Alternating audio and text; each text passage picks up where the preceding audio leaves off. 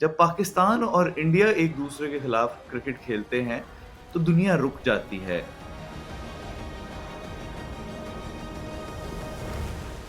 Do watch it, you're gonna love it, I'm telling you. यही एक कोशिश थी कि हम ये जो राइवलरी है जिसको जिसमें बिलियंस इन्वॉल्व होते हैं आईबॉल्स जिस वक़्त पाकिस्तान इंडिया के खिलाफ क्रिकेट मैच खेलता है, तो वो हमने दिखाने की कोशिश की है।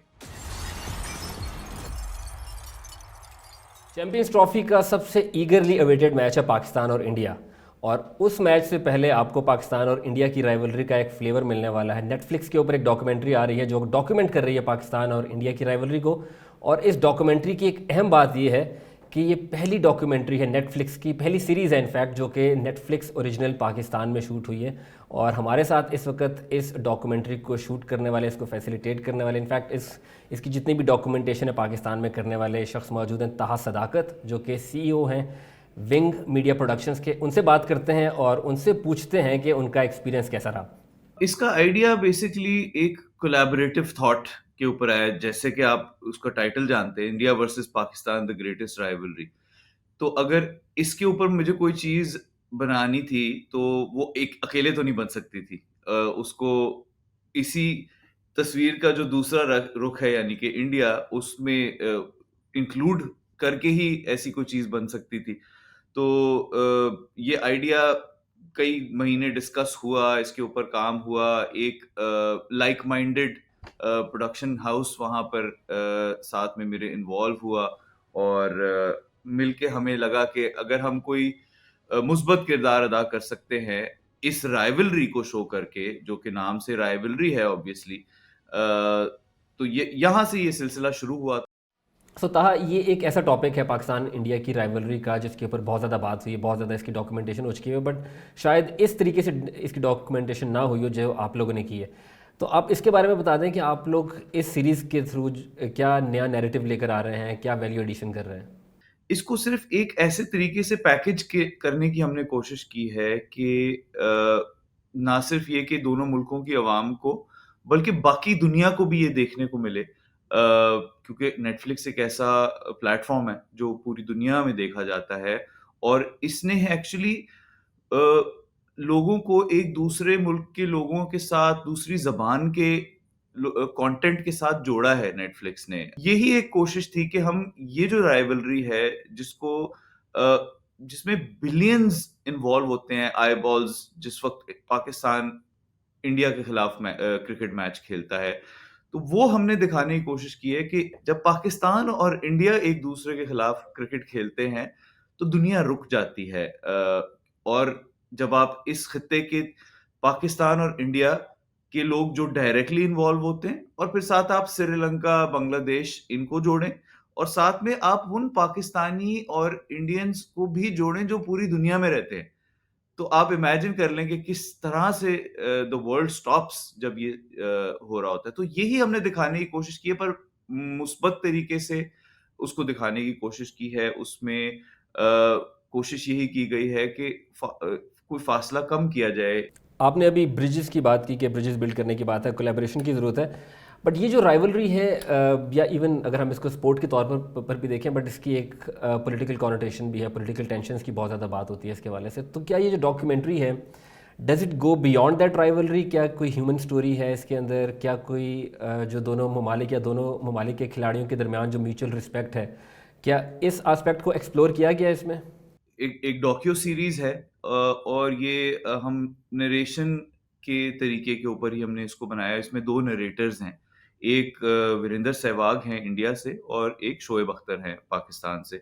हमने कोशिश की है कि दोनों ऐसे नाम लिए जाएँ जो दोनों मुल्कों में बहुत पसंद किए जाते हैं। जब ये इस कहानी को सुनाएँगे और इसको लेके चलेंगे, तो मुझे लगता है कि इसका जो असर है वो कहीं ज़्यादा होगा इस मुकाबले में कि अगर कोई होस्ट या एंकर या कोई नॉन क्रिकेटर इस चीज़ को नरेट करता। तो इसलिए हमने ये 2 ऐसे लोग लिए हैं जो पैरेलल लेके चले हैं इसको।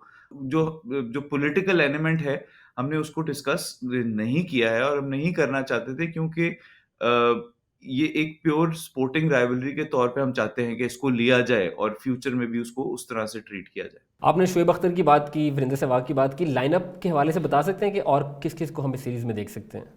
इसमें इंज़माम उल हक हैं, रमीज़ राजा हैं, जावेद मियांदाद हैं पाकिस्तान से, सुनील गावस्कर हैं, सौरव गांगुली हैं, इंडिया से 1-2 और बड़े नाम हैं, पाकिस्तान से भी 1 आध और सरप्राइज़ है जो आप देखेंगे उसके अंदर।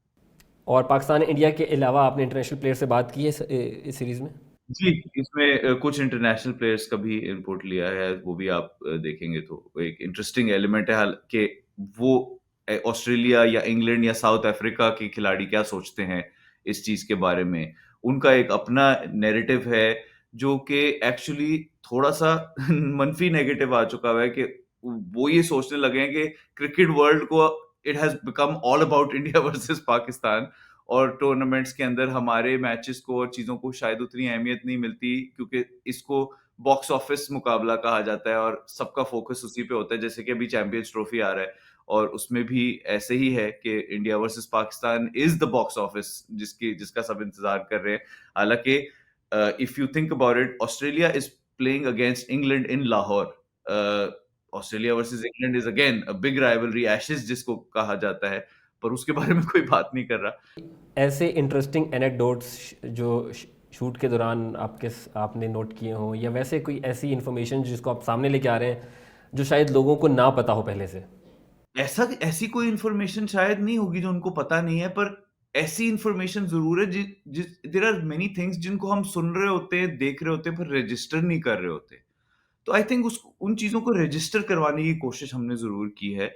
हमारी रोज़मर्रा ज़िंदगी में ऐसी बहुत सारी चीज़ें हैं जो हम देखते हैं, सुनते हैं, पर हम उनको उस तरह नहीं लेते, जैसे अगर हमें कभी कोई समझाता है, तो फिर हम लेते हैं। तो आई थिंक वो एक समझाने की कोशिश ज़रूर है कुछ चीज़ों की। सो ये भी बताइएगा कि जब पाकिस्तान में आप शूट कर रहे थे, आपको किसी किस्म के चैलेंज का सामना करना पड़ा हो, या कोई प्रॉब्लम्स आपको फेस हुई हों?